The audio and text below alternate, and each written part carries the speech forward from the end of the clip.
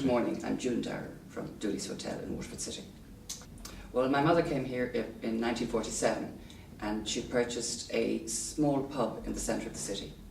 And later that year she purchased Dooleys Hotel, which had 8 bedrooms and 10 cups with handles and a range which burned turf. And she had no quotas. The quotas were required at that stage for food. Well, there were cars, but petrol was difficult to come by. And most people who came to it would come by train or by bus, but there were a few cars, but not. The petrol was very, very difficult to come by. Well, it was a much smaller hotel at that stage. Everything was much simpler.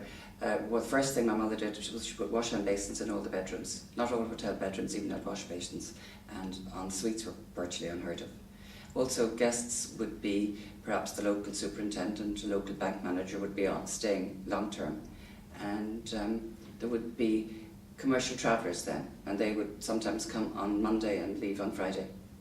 And what about tourists? Were there any? Very little tourism. The tourism would be from the ferry in Rosslare, and it would be people driving to West Cork or Kerry, English people driving to West Cork or Kerry, and they would stay here a night on the way down and a night on the way back. I don't think there were very few restaurants in Waterford. There were a couple, and there were cafes rather than restaurants.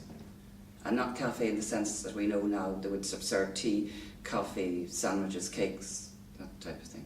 But in terms of the hotel, were there 3 meals offered? Was it? Oh yes, breakfast, lunch and dinner. And luncheon was a very important part of our business, of all the hotel's business. And initially Sunday, in the 50s, Sunday lunches weren't such a big thing, but in the 60s, 70s and 80s, Sunday lunch was a big thing. Very short wine list in the 50s. Very short wine list, very short wine list.